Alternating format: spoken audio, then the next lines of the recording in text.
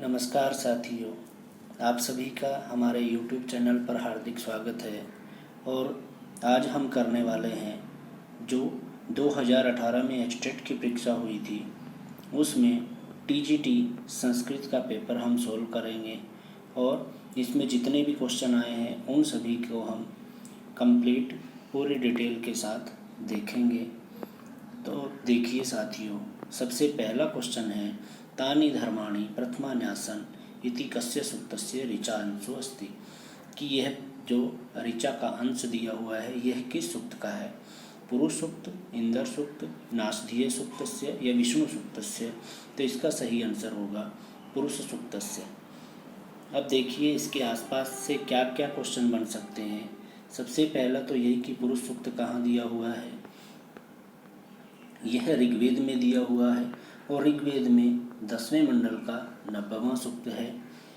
इसके बाद पुरुष सूक्त का देवता कौन हो सकता है। पुरुष सूक्त का पुरुष देवता होगा। इसके ऋषि कौन है। इसके ऋषि होंगे नारायण। इसके ऋषि नारायण हैं। अगर इसमें पूछ ले मंत्रों की संख्या कितनी है तो इसमें 16 मंत्र हैं। तो ये था पहला क्वेश्चन। इस तरह के इसमें से अन्य प्रश्न भी बन सकते हैं। नेक्स्ट क्वेश्चन है प्रकृति अन्यस्य संशयः प्रतिभो उत्थितः कस्य अलंकारस्य लक्षणम्, कि यह जो लक्षण दिया गया है यह किस अलंकार का है। तो देखिए भ्रांतिमानस्य संदेहस्य निदर्शनायाः या व्यतिरेकः।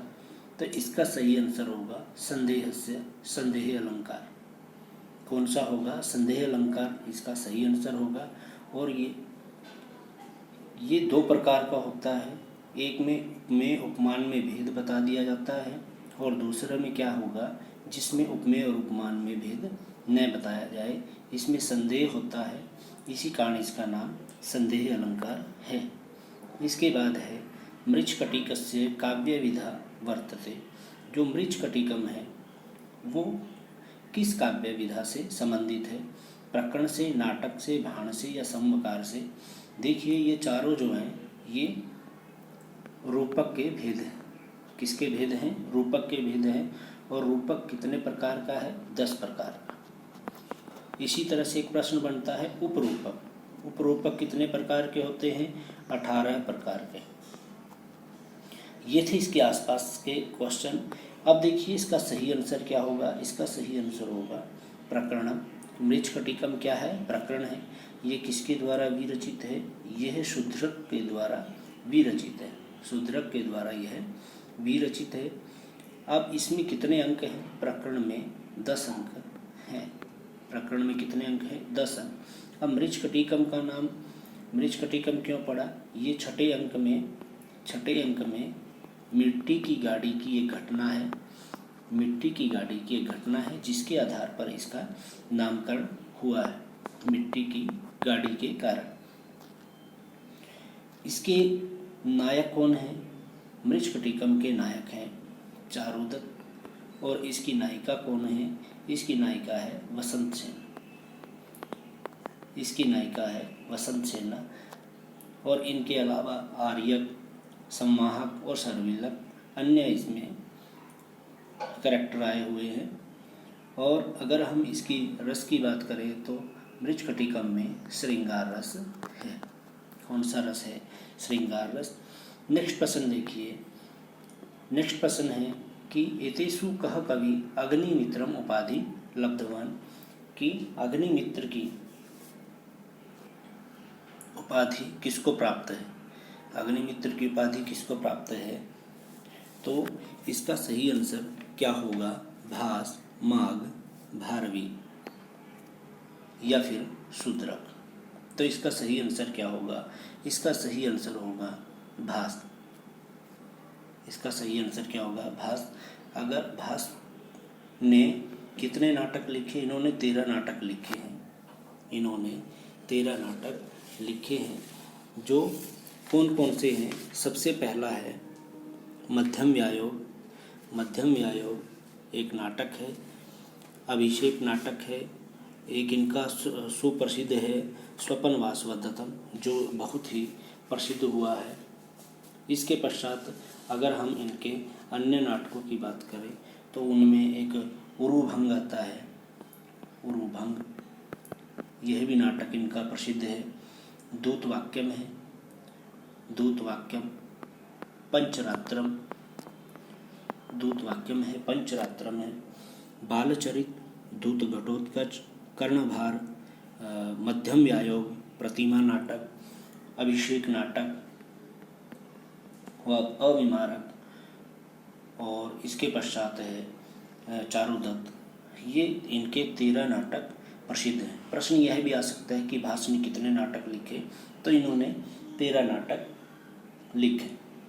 इसके पश्चात अगर हम इन अन्य ऑप्शन की बात करें, जो भारवी हैं, इनकी क्या उपाधि है? भारवी की उपाधि है अर्थगौरवम। भारवी को उपाधि दी गई अर्थगौरवम। इसके पश्चात अगर हम माघ की बात करें तो माघ का आता है कि माघे सन्ति त्रयो गुणा, लेकिन वो त्रयो गुणा कौन कौन से हैं? एक भारवी का अर्थगौरवम है, एक उपमा, उपमा किसको कहा जाए, उपमा किसकी उपाधि है? कालिदास की, उपमा कालिदास से, और एक पद लालित्य है दंडी का, दंडी का है पद लालित्य। और ये पद लालित्य, उपमा और अर्थगौरवम, ये तीनों उपाधियाँ किनकी हैं? माघ की, कि माघे सन्ति त्रयोगुणा, ये तीनों गुण किसमें हैं? माघ में हैं। नेक्स्ट प्रश्न है कि रघुवंशे कः ग्रंथः कवि प्रथम पद्धति नामना कथितः। रघुवंशे, रघुवंश में कः ग्रंथः, कौन सा ग्रंथ कवि प्रथम पद्धति नाम से कहा गया है? तो इसका सही आंसर क्या होगा? रामायण। रामायण को कहा गया है। क्यों कहा गया है? रामायण को इसलिए कहा गया है क्योंकि यह आदि कवि वाल्मीकि के द्वारा प्रथम विरचित ग्रंथ है। अब अगर हम रामायण की बात करें तो रामायण वाल्मीकि के द्वारा विरचित है। इसमें कितने कांड हैं? इसमें 7 कांड दिए हुए हैं। और अगर हम रघुवंश की बात करें तो रघुवंश किसके द्वारा विरचित है? यह कालिदास के द्वारा विरचित है। और इसमें कितने सर्ग हैं? रघुवंश किसके द्वारा विरचित है? कालिदास के द्वारा। इसमें सर्ग कितने हैं? इसमें 19 सर्ग हैं। और रघुवंश में क्या है? रघुवंश का वर्णन है, 31 राजाओं का इसमें वर्णन मिलता है। कहीं कहीं पर ये 29 राजाओं का वर्णन भी मिलता है, ऐसा कहा जाता है। और अगर हम बात करें कि रघुवंश का अंतिम राजा कौन है, तो अंतिम राजा इसका होगा अग्निवर्ण। कौन है? अग्निवर्ण इसका अंतिम राजा होगा। और 31 राजाओं में कौन कौन से राजा हुए हैं? दिलीप, राजा दिलीप हुए हैं, जिसने नंदिनी गाय की सेवा करके रघुपुत्र की प्राप्ति की थी। दिलीप, रघुपुत्र अज के पश्चात दशरथ, दशरथ के पुत्र हुए राम, लक्ष्मण, भरत, शत्रुघ्न। लेकिन इसमें राम का वर्णन है, राम, कुश, अतिथि, निषद, नल, इस प्रकार क्रम से 31 राजाओं का वर्णन रघुवंश में मिलता है। इसके पश्चात है कि त्यज धातु हो लंग लकार उत्तम पुरुष बहुवचने किम रूपम स्यात्। तो त्यज धातु का लंग लकार में उत्तम पुरुष का बहुवचन क्या होगा? तो इसका सही आंसर होगा, फर्स्ट वाला सही आंसर होगा, क्योंकि इसका लटलकार होता है त्यजती, त्यजता, त्यजंती। अब लंग लकार में क्या होगा? अ स्टार्टिंग में लग जाता है, तो क्या बन जाएगा? त्यजाम। इसके पश्चात है क्वेश्चन नंबर 97 कि कालिदास कम आश्रमम सर्वोपकाराश्रम कथयति। ये कौन सा है? इसका सही आंसर क्या होगा कि सबसे श्रेष्ठ कौन सा आश्रम होगा? तो इसका सही आंसर बताया गया है गृहस्थ आश्रम, क्योंकि गृहस्थ आश्रम में रह कर के व्यक्ति सभी कार्यों को संपन्न करता है। जो जिम्मेदारियां उन्हें दी जाती हैं उनको निभाता है। लेकिन आश्रम 4 बताए गए थे। पहला ब्रह्मचर्य है, जिसकी आयु 0 से 25 वर्ष की होती है, जिसमें वो अध्ययन अध्यापन का कार्य करता है। जब उसकी शिक्षा दीक्षा पूरी हो जाती है तो उसके बाद गृहस्थ आश्रम में प्रवेश करता है और उसकी आयु क्या होती है 25 से 50 वर्ष। फिर आ जाता है वानप्रस्थ, जिसमें 50 से 75 वर्ष की आयु का वर्णन मिलता है। और उसके बाद संन्यास आश्रम, जिसमें 75 से 100 वर्ष की आयु बताई गई है, जिसमें वो सभी से चीज़ों से संन्यास ले लेता है और वेद उपनिषदों का, हमारे धार्मिक ग्रंथों का वो अध्ययन करता है। इसके पश्चात नेक्स्ट प्रश्न है, एद धातु हो शानच प्रत्यय सति किम रूपम भवति। अब एद धातु में शानच प्रत्यय में क्या रूप बनता है? तो एद धातु बहुत ही इम्पोर्टेंट धातु है। इसके सभी लकारों को आप अच्छी तरह से जरूर पढ़िएगा, क्योंकि भू और एद इन दोनों धातुओं में से एक प्रश्न हर परीक्षा में अवश्य पूछ लिया जाता है। एद धातु वेरी वेरी इम्पोर्टेंट है, इसको आप जरूर पढ़िएगा। तो देखिए इस क्वेश्चन का सही आंसर क्या होगा। इसका सही आंसर होगा एधमाना। और इसके पश्चात दिया हुआ है नेक्स्ट प्रश्न हमारा, येषु नाटकेषु वीररसप्रधानम नाटकमस्ति। वीररसप्रधान नाटक कौन सा है? वेणी संहार, रत्नावली, विक्रमोर्वशीयम, यमृच्छकटिकम। तो इन चारों में से सही आंसर होगा वेणी संहारम। और वेणी संहारम की अगर हम देखें इस प्रश्न को कि इसके आसपास के कौन कौन से प्रश्न बन सकते हैं, तो सबसे पहला होगा भट्ट नारायण। वेणी संहार किसके द्वारा विरचित है? भट्ट नारायण के द्वारा विरचित है। ये रूपक का एक भाग है, नाटक है यह, जैसा कि प्रश्न में भी दिया गया था। ये हमें पता होना चाहिए, कई बार ये भी पूछ लिया जाता है। वेणी संहार में कितने अंक हैं? इसमें 6 अंक दिए हुए हैं।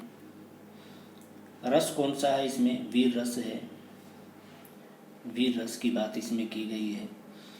अगर इसके नायक नायिका की बात करें तो इसके नायक कौन है? भीम है। इसके नायक भीम है। और नायिका कौन है? नायिका द्रौपदी है। नायिका कौन है? द्रौपदी।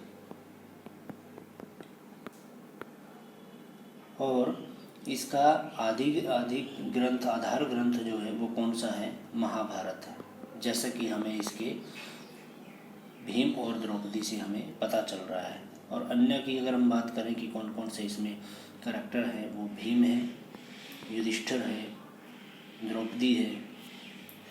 और वेणी संहार का मतलब क्या है? चोटी का संहार। इसमें क्या हुआ? द्रौपदी की चोटी का संहार हुआ।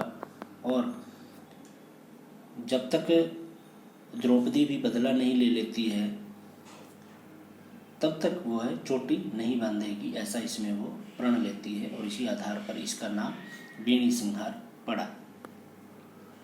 नेक्स्ट प्रश्न है, महावीर चरितम भवभूतिना विरचिते अस्मिन् नाटके महावीर शब्दस्य किम तात्पर्य। महावीर चरितम में जो महावीर शब्द है उसका क्या तात्पर्य है? राम, कृष्ण, हनुमान या भीष्म। तो इसका सही आंसर क्या होगा? राम होगा। सही आंसर क्या होगा? राम होगा। अब महावीर चरितम किसके द्वारा विरचित है? भवभूति के द्वारा यह विरचित है। भवभूति के द्वारा यह विरचित है। इसके नायक कौन है? इसके नायक हैं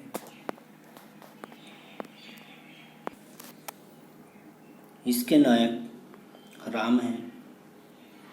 इसमें अंक कितने हैं? महावीर चरितम में अंक कितने हैं? 7 अंक हैं। इसमें कौन सा रस है? वीर रस है। और यह भवभूति के द्वारा विरचित है।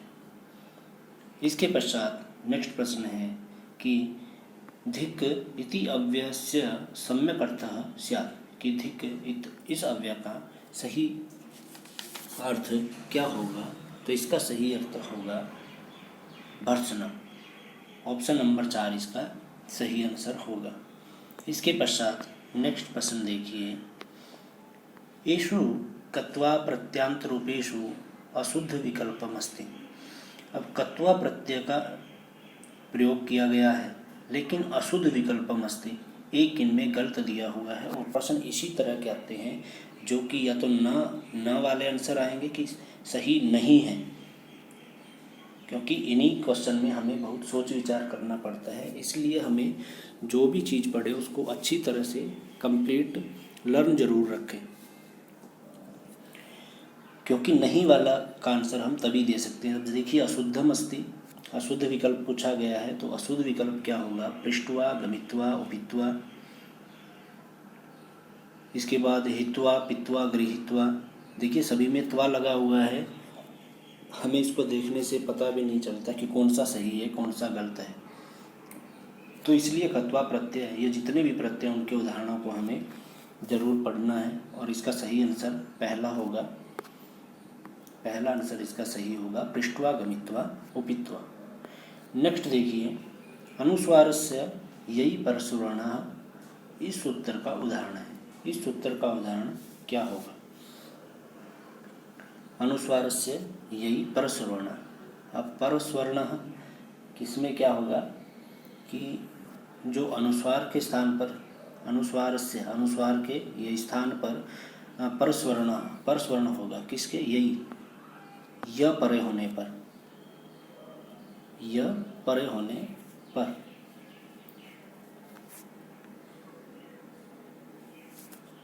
अब देखिए इसका सही आंसर क्या होगा? इसका सही आंसर होगा संकिता। क्या होगा? संकिता। इसके अन्य उदाहरण भी आ सकते हैं, जैसे शांता। इसमें क्या दिया होता है?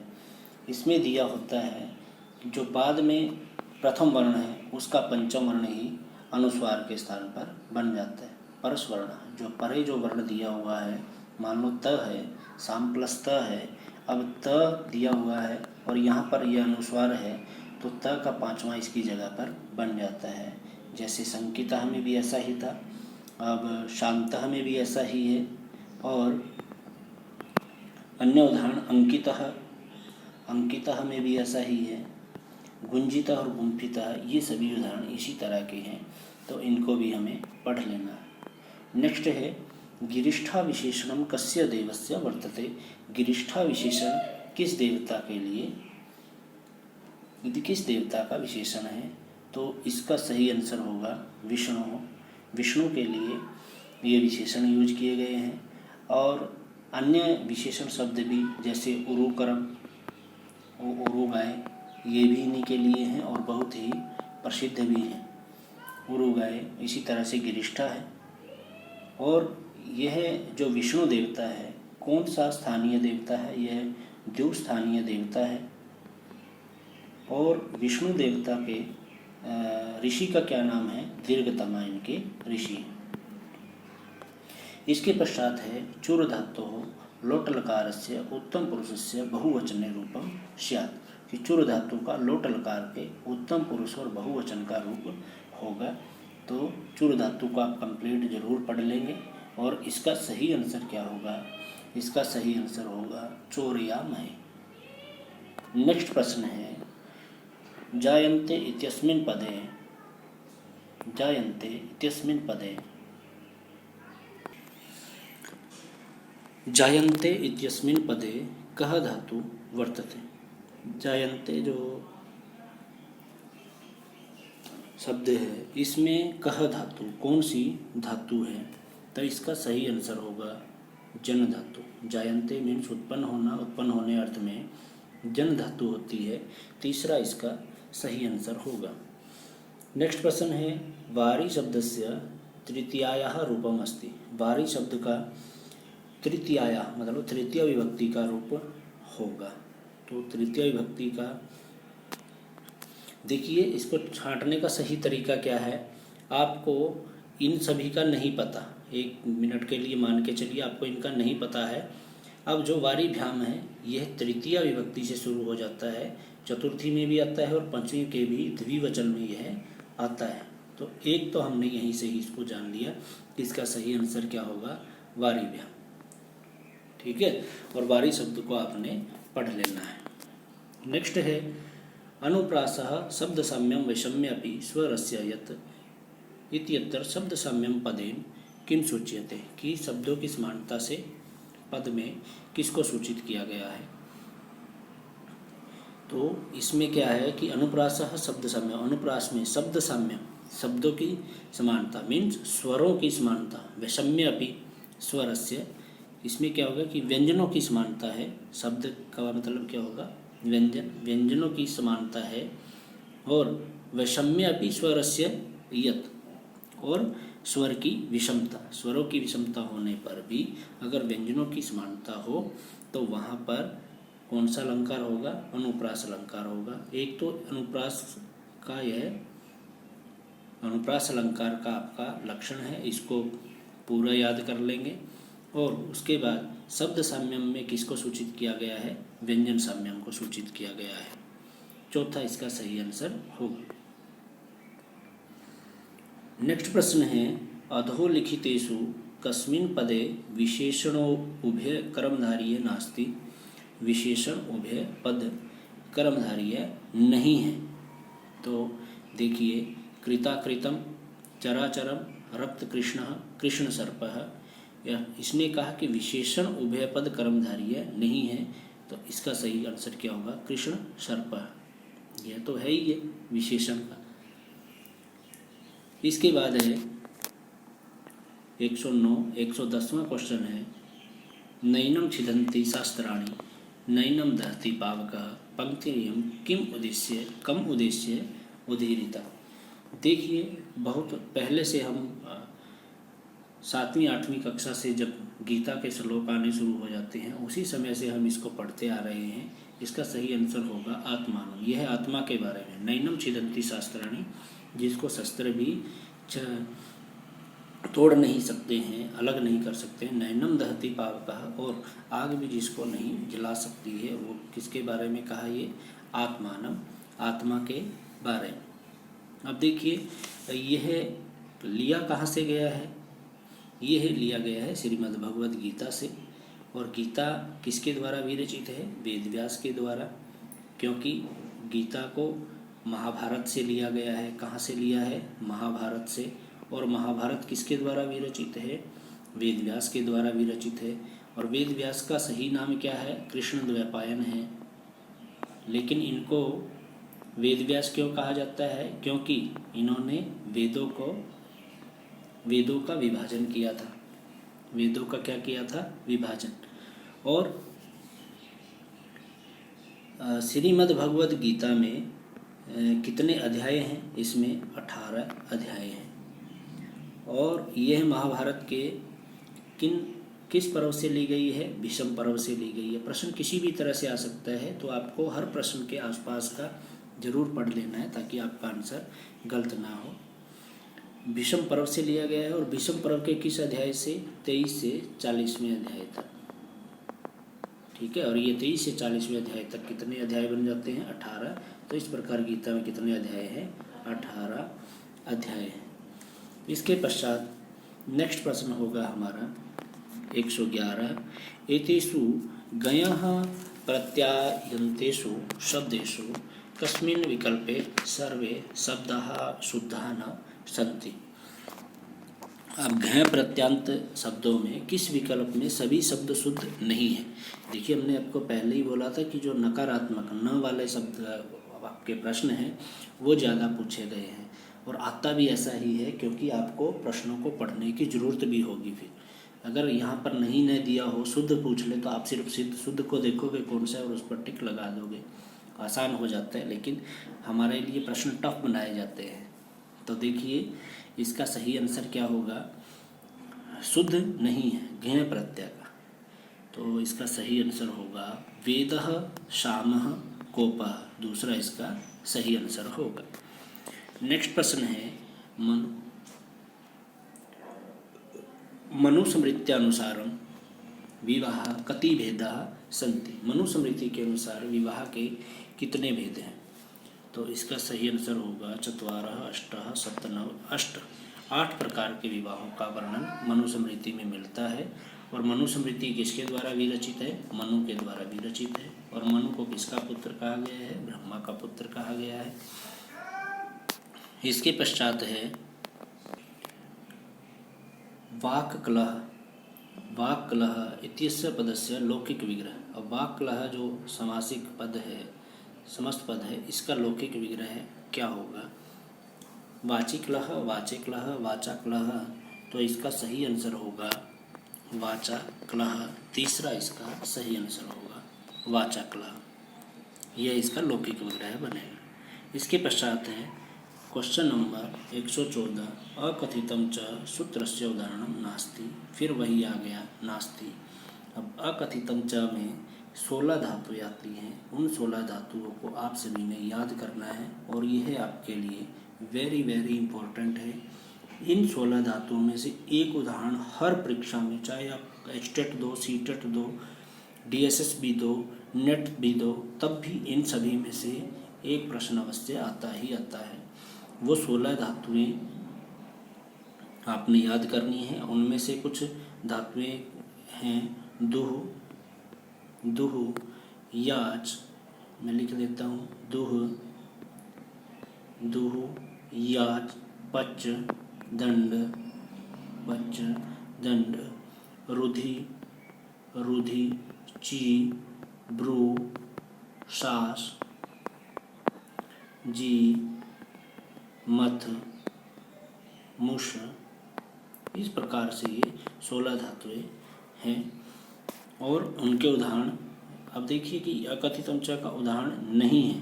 अब उदाहरण कौन कौन से हैं जो जो हमने धातुएं की हैं उन सभी में से देखिए, मथ धातु हमने कर ली, मुष धातु। इसके पश्चात हमने ची, भ्रू, सास, जी, मथ, मुसाम, पृच्छ धातु। इसके पश्चात मुष धातु। अब उद्यानम निक्षावनम अस्ति, ऐसा हमने पढ़ा ही नहीं, क्योंकि दुह, याच, पच, दंड, रुधि, ची, ब्रू, सास, जी, मथ, मुष जो हमने धातु की, इसमें यह नहीं आया है। तो इसका सही आंसर क्या होगा? ये होगा। और अन्य उदाहरण भी आते हैं, जैसे कि गाम दोग्धी पयाः, गाम दोग्धी पयाः। इस तरह से वृक्षाम अवचिनोति, वृक्षाम अवचिनोति फलानि। इस तरह से बहुत से उदाहरण हैं, उन सभी को आपने पढ़ लेना है। नेक्स्ट प्रश्न दिया हुआ है, छिन्नः इत्यस्मिन् पदे प्रयुक्त प्रत्यय अस्ति। छिन्नः में कौन सा प्रत्यय है? तो इसका सही आंसर होगा आपका कत प्रत्यय। इसका सही आंसर होगा छिद धातु और कत प्रत्यय। कौन सी धातु होगी? छिद धातु और कत प्रत्यय है। अन्य उदाहरण की बात करें तो भिन्नः आता है, जिसमें कि विध धातु है और कत प्रत्यय है। इसी तरह से जीनः, शुष्कः, पक्वः, हितम, दत्तः, बहुत सारे आपके उदाहरण हैं। इन सभी को भी आपने याद कर लेना है। कौन कौन से? जीनः, शुष्कः, दत्तः, पक्वः, ये सभी उदाहरण आप याद कर लें। नेक्स्ट है येषु असंगतम विकल्पम चिन्हो। देखिए दोबारा फिर प्रश्न आ गया, असंगतम। असंगत बताना है, मतलब गलत बताना है, जो सही नहीं है। तो देखिए गुणः पूजा स्थानम गुणेषु न च लिंगम न च वयः उत्तरम चरितम, सही है। सर्वत्र अर्जुन शोभते मृच्छकटिकम, ये आपका सही है। प्रद्वेषो बहुमानो व संकल्प उपजायते अभिजान शकुंतलम महियास, आपका ये भी सही है। तो गलत क्या दिया हुआ है? ये गलत दिया हुआ है, जबकि ये किससे आना चाहिए था? उत्तराम चरितम से। ठीक है। नेक्स्ट प्रश्न है, हरिश्रम्यः इत्यस्य संधि पदम अस्ति। हरिश्रम्यः में संधि पद होगा, तो इसका सही शब्द क्या होगा? इसका होगा हरिरम्यः। दूसरा ड्रलोपे प्रोपदुर्गवर्ण से विसर्ग संधि का है। अन्य उदाहरण भी है, पुनारमते, शंभुराजते, मनोरथा है, इसके अन्य उदाहरण हैं। तो उन अन्य उदाहरण को भी आप देख लेंगे। और ये लघु सिद्धांत कौमुदी से आप इस चैप्टर को अच्छी तरह से जरूर पढ़ें। नेक्स्ट प्रश्न है, उत्तर रामचरिते कति अंकाः सन्ति। उत्तर रामचरितम में कितने अंक हैं? तो देखिए, उत्तर रामचरितम है किसके द्वारा विरचित, ये भी हमें पता होना चाहिए। ये भवभूति के द्वारा विरचित है। किनके द्वारा? भवभूति के द्वारा विरचित है। अंकों की बात की है कि इसमें कितने अंक हैं, तो इसमें 7 अंक हैं। कितने अंक हैं? 7 अंक। और भवभूति का जो यह ग्रंथ है उत्तर रामचरितम, जैसा नाम से ही पता चल रहा है कि इसका उपजीव्य ग्रंथ, आधार ग्रंथ क्या हो सकता है? रामायण। क्या हो सकता है? रामायण। भवभूति की रीति कैसी है? वैदर्भी रीति है, माधुर्य गुण है। और इसी तरह से उत्तर रामचरितम करुण रस प्रधान नाटक है। करुण रस प्रधान नाटक है। कौन सा? उत्तर रामचरितम। और इसमें कोई विदूषक नहीं है, विदूषक का इसमें अभाव है। नेक्स्ट प्रश्न होगा अशुद्धम पदम चिन्ह। अशुद्ध शब्द इनमें से चुनना है। मनश्चिकित्सा, मनोज्ञ, मनोकामना या सदुपदेश है। तो इसका सही आंसर होगा मनोकामना। मनोकामना इसमें अशुद्ध है। इसके पश्चात है क्व सूर्य प्रभवो वंशः क्व च अल्प विषया मतिः तितीर्षा तितीर्षुर दुस्तरम मोहादुडुपनयनास्मि सागर। यहाँ पर कौन सा अलंकार है? तो क्व सूर्य प्रभवो वंशः, इसमें क्या कहा गया? क्व सूर्य प्रभवो वंशः, कहाँ सूर्य से उत्पन्न वंश, मतलब कौन सा है? रघुवंश है। रघुवंश का यह मंगलाचरण है। क्व चल अल्प विषया मति, और कहाँ मेरी कम विषयों को जानने वाली बुद्धि है। तो इसमें एक कौन सा अलंकार होगा? इसमें होगा आपका निदर्शना अलंकार, इसका सही आंसर है। और यह कुमार संभवम का मंगलाचरण है। किसका? कुमार संभवम का। और कुमार संभव किसके द्वारा विरचित है? कालिदास के द्वारा विरचित है। कुमार संभवम में कितने सर्ग हैं? इसमें 17 सर्ग। इसके पश्चात नेक्स्ट प्रश्न है तच्छिवः इत्येतत् पदम केन सूत्रेण सिद्ध्यति। तच्छिवः इत्येतत् पदम केन सूत्रेण सिद्ध्यति। अब तच्छिवः जो है वो किस सूत्र के द्वारा सिद्ध किया गया है? तो इसका सही आंसर होगा षष्ठवटी। षष्ठवटी। इसमें क्या होगा? चकार का आगम होगा। ठीक है, शकार के शकार को क्या बन जाता है? छकार बन जाता है। षष्ठवटी में ऐसा है, तच्छिवा में ऐसा ही हुआ है। नेक्स्ट प्रश्न हमारा होगा केशा केशी इत्यस्मिन् पदे कः समासः। केशा केशी, इस पद में कौन सा समास है?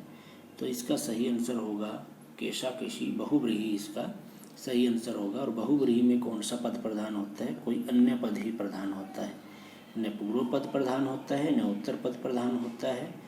इसमें कौन सा पद प्रधान होगा? कोई अन्य पद। नेक्स्ट प्रश्न है शुद्धम वाक्यम अस्ति। शुद्ध वाक्य कौन सा होगा? 123 में शुद्ध वाक्यम अस्ति। शुद्ध वाक्य कौन सा होगा? गुरुए शिष्ये कुप्यन्ति, नहीं होगा भी ये भी। गुरो साकं गमिष्यति, ये नहीं होता। ग्रामस्य सम्या विद्यालय अस्ति, ये भी नहीं है। रामः कृष्णम अभिक्रुध्यति, ये इसका सही आंसर होगा। क्योंकि क्रुद्ध धातु में, जो इसमें क्रुद्ध धातु दी हुई है, क्रुद्ध धातु में एक दूसरी विभक्ति लगती है और एक चतुर्थी। जब हम संस्कृत अनुवाद करते हैं तो उसमें हमें कारक का पता होना चाहिए, कारक ज्ञान होना चाहिए।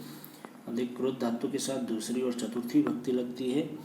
लेकिन क्रुद्ध और द्रुह से पहले उपसर्ग हो तो कौन सी विभक्ति लगती है? दूसरी विभक्ति। क्रुद्ध और द्रुह से पहले एक सूत्र भी आता है क्रुद्ध द्रुह सृष्टयो, इस तरह से। तो उसमें कौन सी विभक्ति होगी? दूसरी। नेक्स्ट प्रश्न दिया हुआ है खंडन खंड खाद्यम ग्रंथस्य रचयिता। खंडन खंड खाद्यम ग्रंथस्य रचयिता वर्तते, कि खंडन खंड खाद्यम ग्रंथ के रचयिता कौन है? तो इसका सही आंसर होगा पहला श्रीहर्ष। श्रीहर्ष इसका सही आंसर होगा। अब श्रीहर्ष के द्वारा खंडन खंड खाद्यम लिखा गया है और अन्य भी लिखे हुए हैं, जैसे कि नैषधीयम चरितम है। नैषधीय चरितम बहुत ही प्रसिद्ध है, जो कि बृहत्त्रयी में भी आता है। इसके पश्चात शिव शक्ति सिद्धि इनका एक प्रसिद्ध काव्य है। नव सासांक नल चंपू अर्णव वर्णन एक प्रसिद्ध है इनका, और गोडोर वंशीय प्रशस्ति भी इनका काव्य है। इसके पश्चात अगर हम श्रीहर्ष के पिता की बात करें तो इनके पिता का नाम क्या है? श्रीहीर है। और इसमें से प्रश्न अवश्य आता है, क्योंकि एक बार असिस्टेंट प्रोफेसर की परीक्षा में पूछा गया था इनके पिता का नाम, और एक बार इनकी माता का नाम पूछा गया था। इनकी माता का नाम क्या है? मामल देवी।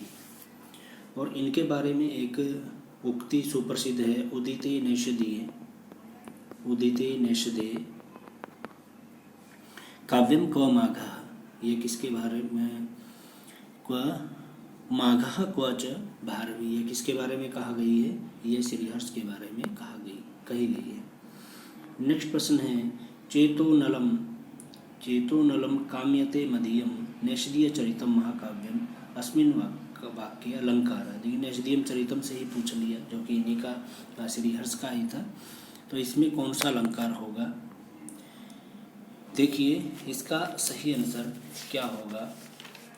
क्वेश्चन नंबर 125, चेतोनलम काम्यते मदीयम, इसका सही आंसर होगा श्लेष अलंकार।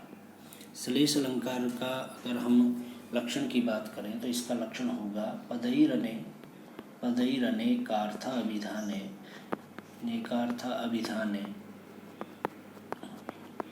अभिधाने श्लेष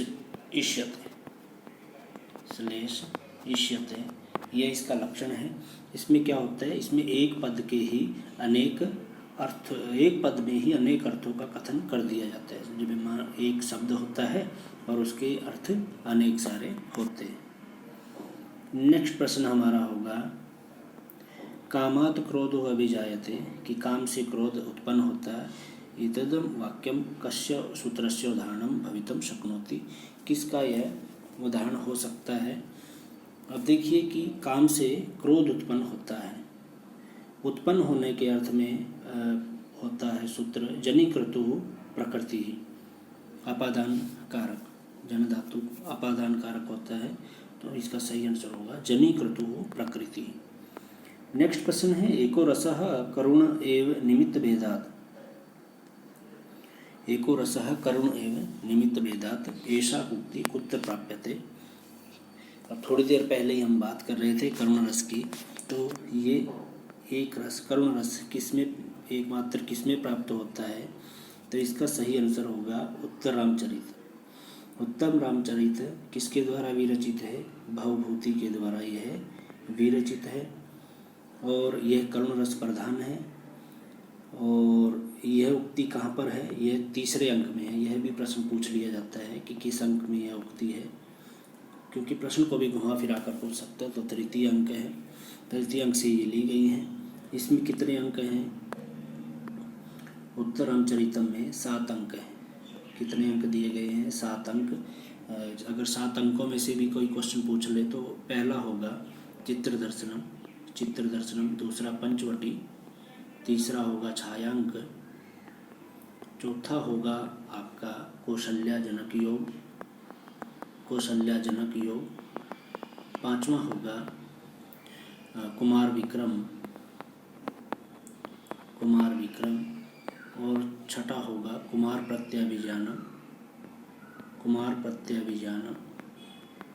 और 7वां होगा आपका गर्भांक। कौन सा होगा?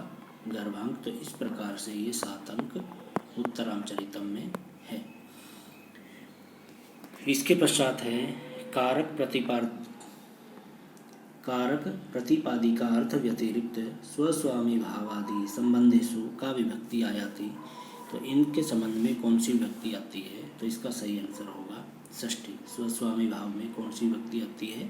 षष्ठी विभक्ति का प्रयोग किया जाता है। नेक्स्ट प्रश्न है, द्वादशे सप्तमे च स्थाने कस्मिन् छंदसि यतिः आयाति, नाम निर्देशम कुरु।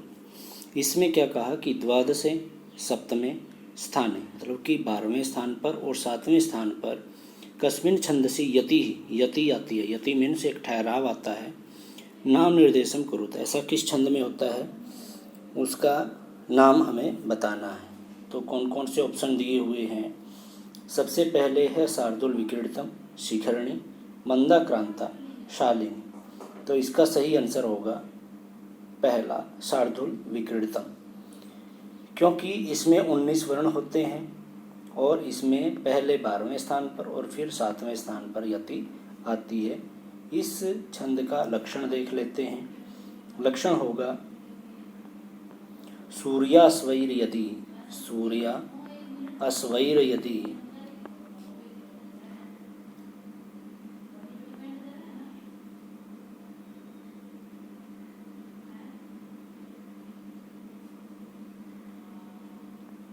जस्ततः गुणः सगुणः शार्दूल विक्रीडितम छंदः।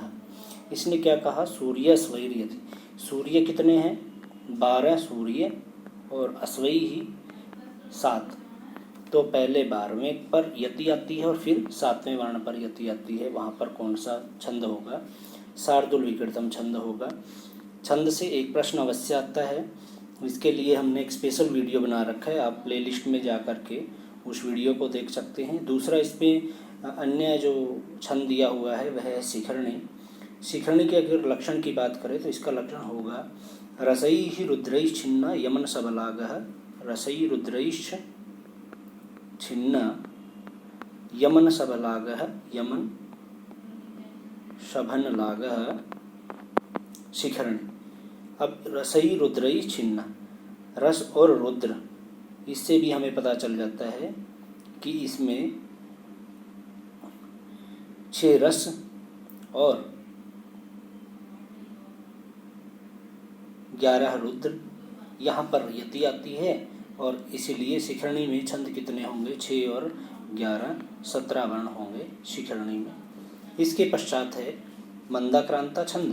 मंदाक्रांता का लक्षण है मंदाक्रांता अंबुदी, मंदाक्रांता अंबुदी रस नगैरमो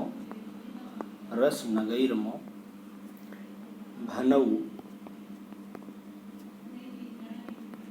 तौ गयुगम। ठीक है, अंबुदी रस नगैरमो भनौ गयुगम। तो अब इसमें क्या आया, अंबुदी रस और नग। अब इसमें क्या होगा, इसमें आते हैं 4 अंबुदी 6 रस और 7 नग। यहाँ पर यति आती है, थोड़ा ठहराव आता है और इसमें कितने वर्ण होंगे 4 और 6 7, 7 और 7 4 और 6 10, 10 और 7 17 वर्ण इसमें होंगे। आपका मंदाक्रांता में कितने वर्ण होते हैं 17 वर्ण होते हैं और इनका लक्षण भी पेपर में आ सकता है।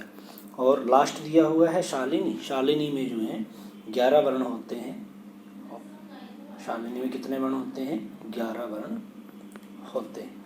नेक्स्ट हमारा दिया हुआ है यतश्च निर्धारणम इत्यस्य सूत्रस्य उदाहरणम नास्ति। अब देखिए यतश्च निर्धारणम का सूत्र का उदाहरण नहीं है। यतश्च निर्धारणम का मतलब क्या है, बहुत सारों में से किसी एक का निर्धारण करना।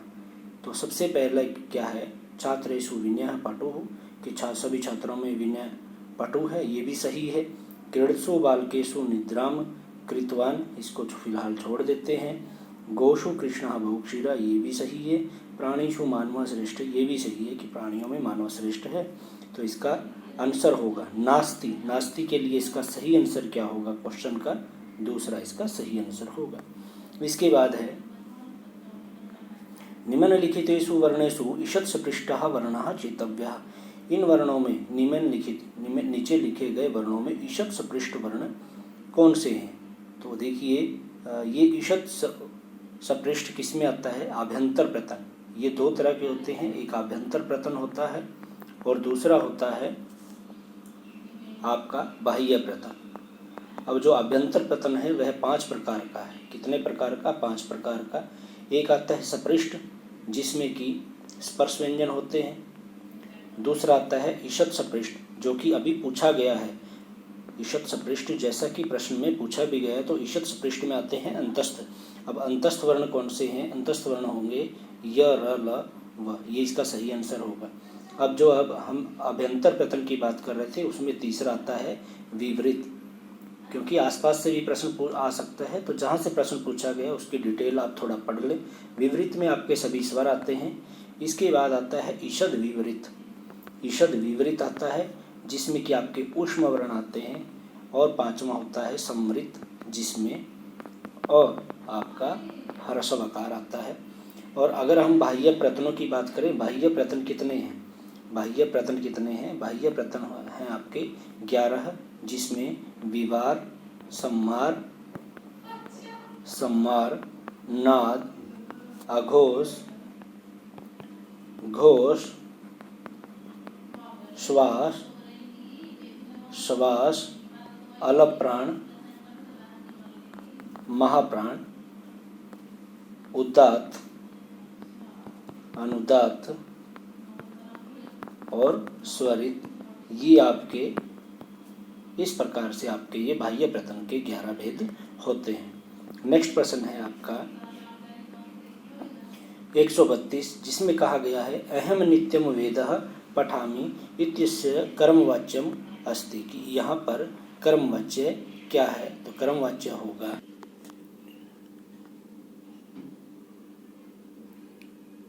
अहम नित्यम वेदम पठामि, और इसको हमने किस में चेंज करना है? कर्मवाच्य में। तो देखिए कर्मवाच्य में क्या होता है, सबसे पहले कर्तृवाच्य की बात करें तो इसके कर्ता में आपके प्रथमा विभक्ति आती है और कर्म में दूसरी विभक्ति आती है। जो क्रिया होती है, क्रिया जो वाच्य हम कर रहे हैं उसी के अनुसार, मान लो ये कर्तृवाच्य है तो कर्ता के अनुसार, कर्ता में प्रथमा, कर्म में द्वितीय विभक्ति और क्रिया किसके अनुसार आएगी? कर्ता के अनुसार। अब कर्मवाच्य, कर्मवाच्य में आपकी कर्ता में, कर्मवाच्य के कर्ता में तीसरी विभक्ति होगी, कर्म में प्रथमा विभक्ति होगी और क्रिया किसके अनुसार आएगी? आपके कर्म के अनुसार। तो देखिए अहम का हमें तृतीया बनाना है, कर्म जो दिया होगा उसमें हमें प्रथमा, और क्रिया किसके अनुसार? कर्म के अनुसार, मतलब प्रथमा में आएगी। तो अहम का तीसरा बनेगा मया। अब मया में ये 3 दिए हुए हैं। उसके बाद नित्यम आपका ऐसा ही रहेगा, नित्यम 3 में दे रखा है, ये तो आपका आता ही नहीं फर्स्ट। उसके बाद पठामी, तो पठामी आपका नित्यम वेदम, अब दूसरी भक्ति थी तो यहाँ पर क्या आ जाएगा आपका? यहाँ पर आ जाएगा वेदः। अब वेदः किस किस में है? तीसरे और चौथे में है, तो अब आपका दूसरा भी कट हो गया, ये भी नहीं आएगा। और उसके बाद है पठामी, पठामी वेदः के अनुसार आएगा पठ्यते, क्या आएगा? पठ्यते। तो इसका आपका तीसरा आंसर बिल्कुल सही होगा। इसके बाद है 133, वैनतेयः इत्यस्मिन् पदे प्रत्ययः अस्ति। वैनतेयः में प्रत्यय है, वैनतेयः में कौन सा प्रत्यय होगा? तो देखिए इसमें आपका प्रत्यय होगा ढक प्रत्यय, चौथा ऑप्शन इसका सही रहेगा। नेक्स्ट है यथोत्र मुनीनाम, मुनीनाम प्रामाण्यम कथा अनुसारेण कस्य मुने सर्वाधिकम प्रामाण्यम स्वीक्रियते, कि यथोत्तरम, यथा उत्तर किन मुनियों का प्रामाण्य में कथन अनुसार आपको इनमें से बताना है किस मुनि का सर्वाधिक प्रामाणिक स्वीकार करते हैं। तो देखिए सबसे पहले हुए पाणिनि, फिर आए आपके कात्यायन, फिर आए पतंजलि। तो इनमें पाणिनि ने जो अष्टाध्यायी लिखी, इसमें जो कमियां थी उस पर कात्यायन ने वार्तिक लिखे। अब कात्यायन के वार्तिक में भी जो कमियां थी उस पर पतंजलि ने महाभाष्य लिखा। तो सारी कमियों को दूर किन्होंने किया? पतंजलि ने। तो इसका सही आंसर क्या होगा? तीसरा पतंजलि। क्या होगा? पतंजलि ही। अब इनसे संबंधित प्रश्न देख लेते हैं। सबसे पहले है पाणिनि। तो पाणिनि ने लिखा अष्टाध्यायी, पाणिनि ने लिखा अष्टाध्यायी, इसमें 8 अध्याय हैं। इसके पश्चात अगर समय की बात करें, पाणिनि का समय होगा 500 ईसा पूर्व, 500 ईसा पूर्व। इसके बाद है कात्यायन, कात्यायन ने लिखा वार्तिक, कात्यायन ने क्या लिखा? वार्तिक। इनका समय है 300 ईसा पूर्व। इसके बाद है आपके पतंजलि, पतंजलि ने लिखा महाभाष्य, पतंजलि ने क्या लिखा? महाभाष्य, और इनका समय क्या है? 200 ईसा पूर्व। तो इस तरह से हमें इन प्रश्न को भी पढ़ लेना है। नेक्स्ट प्रश्न है शांताकारं भुजगशयनं पद्मनाभं सुरेशं विश्वाधारं गगनसदृशं मेघवर्णं शुभांगं लक्ष्मीकान्तं कमलनयनं योगीभिर्ध्यानगम्यं वंदे विष्णुं भवभयहरं सर्वलोकैकनाथं। श्लोके अस्मिन् किम छंदः, इस श्लोक में कौन सा छंद दिया हुआ है? तो साथियों इसका सही आंसर होगा आपका मंदाक्रांता छंद। कौन सा होगा? मंदाक्रांता छंद। इसमें कहा क्या गया है? इसमें भगवान विष्णु की स्तुति की गई है, जिसमें कहा गया है कि हम भगवान विष्णु को नमस्कार करते हैं जो सृष्टि के पालक हैं, सृष्टि के पालक व रक्षक हैं, जो शांतिपूर्ण सांप पर लेटे हुए हैं। आपने देखा होगा समुद्र के बीच में सांप के ऊपर वो अपना आसन लगाए हुए हैं, लेटे हुए हैं, और जिनकी नाभि से कमल का फूल खिला हुआ है, पूरी सृष्टि का पालन करने वाले और इस संसार से भय का नाश करने वाले विष्णु भगवान के बारे में इसमें बताया गया है। अब मंदाक्रांता जो छंद है, मंदाक्रांता छंद है, इसमें कितने वर्ण हैं? 17 वर्ण हैं। अब देखिए 4 और 6 और 4 10 और आपके 10 और 4 14 और 3 17 वर्ण है। तो मंदाक्रांता में भी कितने वर्ण होते हैं? 17 वर्ण होते हैं। एक आपका मेघदूत आता है जो कि कालिदास द्वारा भी रचित है, इसमें भी कौन सा छंद है? मंदाक्रांता छंद है। शिखरणी में भी 17 वर्ण होते हैं और मालिनी में आपके 15 वर्ण होते हैं, जिसका लक्षण है न नमयुतयम मालिनी भोगी लोकई घ, भोगी लोकई घ।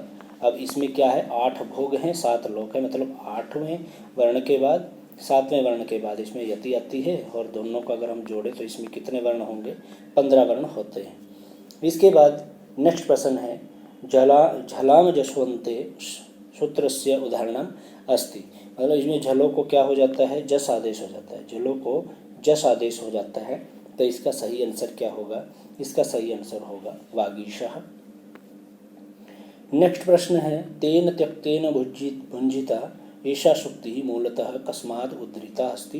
कि तेन त्यक्तेन भुंजिता, यह जो मंत्र है, ईशा सुक्ति है, यह कहाँ से ली गई है? तो इसका सही आंसर होगा सेकंड, ईशावास्योपनिषद से। और ईशावास्योपनिषद सभी उपनिषदों में सबसे छोटा उपनिषद है, और इसमें कितने आपके मंत्र दिए हुए हैं? 18 मंत्र इसमें दिए हुए हैं। ईशावास्यम इदम से यह शुरू होता है, इसलिए इसका नाम ईशावास्योपनिषद है।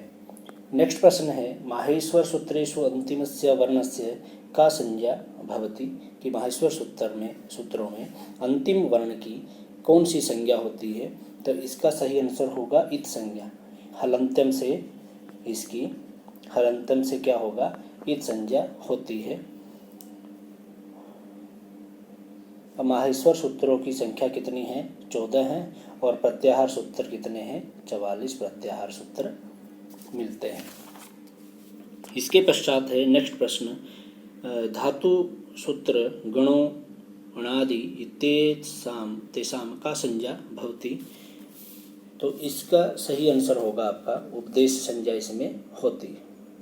नेक्स्ट प्रश्न देखिए, नेक्स्ट प्रश्न है अशुद्धम वाक्यम अस्ति। देखिए हर बार यही प्रश्न पूछा जाता है कि अशुद्ध या इनमें से कौन सा ठीक नहीं है, अशुद्ध है या नहीं है, नास्ति वाला पूछ लेते हैं। तो देखिए इसमें से अशुद्ध वाक्य कौन सा? अध्यापक छात्रम प्रश्नम पृच्छति, ये सही है।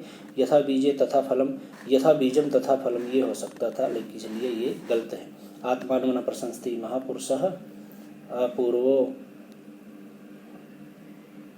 अयम आत्मविश्वास है। इसका दूसरा जो है इस प्रश्न के अनुसार अशुद्ध होगा, दूसरा इसका सही आंसर होगा। 141 प्रश्न है प्रत्याहार विधायकम सूत्रम अस्ति। प्रत्याहार विधायक सूत्र है, इसका सही आंसर होगा आपका आदिरंत्येन संहिता।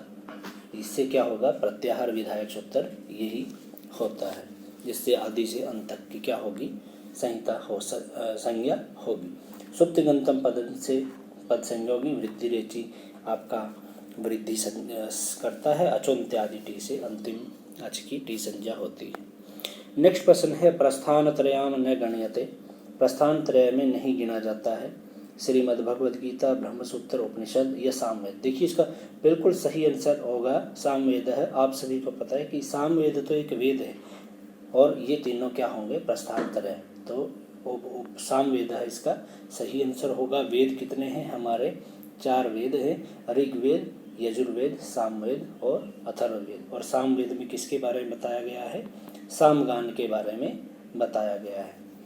जो हमारे म्यूजिक में आते हैं सारे गामा, वो सभी कहाँ से लिए गए हैं, वो सभी सामवेद से लिए गए हैं। इसके पश्चात है रुद्धतः पितुः विदेशम गतः अत्र प्रवृत्तम सूत्रमस्ति। अब यहाँ पर ये किस सूत्र के द्वारा हुआ है, इसका सही आंसर होगा आपका षष्ठी चा अनादर, अनादर अर्थ में जिसका अनादर करने के लिए कोई कार्य किया जाता है, वहाँ पर कौन सा होगा आपका षष्ठी विभक्ति, षष्ठी चा अनादर। इसके पश्चात नेक्स्ट प्रश्न है अभिमुखे मुखे मयि संहृतम वीक्षितम हसितम अन्य निमित्त कृतोदयम विनिवारितः वृत्तिस्तया न विवृत्तो मधनो न च संवृतः कस्य छंदसः उदाहरणम एतत्, कि यह किस छंद का उदाहरण है। तो इसका सही आंसर क्या होगा, इस प्रश्न को आप सभी के लिए छोड़ दिया जाता है क्योंकि हम इन छंदों की बात कर चुके हैं। तो आपने कितने ध्यान से वीडियो को देखा और इसका आंसर हमें कमेंट बॉक्स में ज़रूर दीजिएगा। और आपको हमारा वीडियो कैसा लग रहा है, वीडियो को लाइक और शेयर जरूर कीजिएगा। नेक्स्ट प्रश्न है संसारे अधुना इत्यत्र संधि सूत्रम अस्ति। संसारे अधुना इस शब्द में कौन सी किस सूत्र के द्वारा संधि हुई है। तो देखिए इसका सही आंसर होगा आपका एंग पदांत दति। ठीक है। इसके बाद है सत्यमेव जयते कस्याम उपनिषदि प्राप्यते। ये इसका तो भाई आप अच्छी तरह से रट लो या घोट लो क्योंकि ये प्रश्न तो बहुत बार पूछा जाता है और इसका राइट आंसर होता है मुंडकोपनिषदि। और मुंडकोपनिषद किस वेद से संबंधित है, यह है आपका अथर्ववेद से संबंधित है। इसको आप इस तरीके से भी याद रखिएगा। नेक्स्ट प्रश्न है हमारा ईशु सुमेलितम नास्ति। फिर वही आ गया नास्ति। पढ़िए क्वेश्चन को अच्छी तरह से। काव्य अलंकार दंडी का, ये लो भाई पहले इन्होंने तो गलत दे दिया, यही इसका सही आंसर है प्रश्न के अनुसार। अलंकार सर्वस्व रूप्यक, ये ठीक है। नाट्यशास्त्र भर्तमुनि, ये भी सही है। व्यक्ति विवेका महिम भट्टा है, ये भी आपका सही।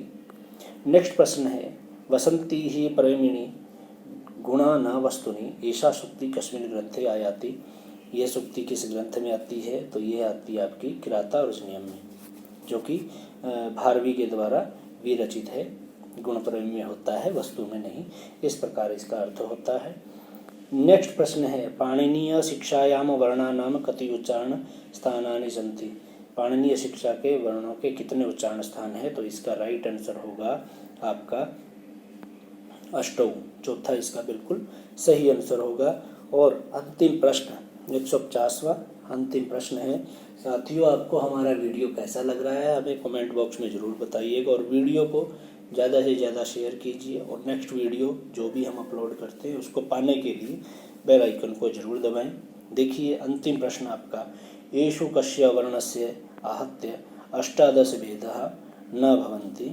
तो इसका राइट आंसर होगा आपका हेकारस्य। चौथा इसका सही आंसर होगा। तो ये था हमने आज किया HTET 2018 का TGT संस्कृत का पेपर एक पूरी व्याख्या के साथ। तो आपको हमारा वीडियो कैसा लगा हमें ज़रूर बताइएगा। इसी के साथ धन्यवाद।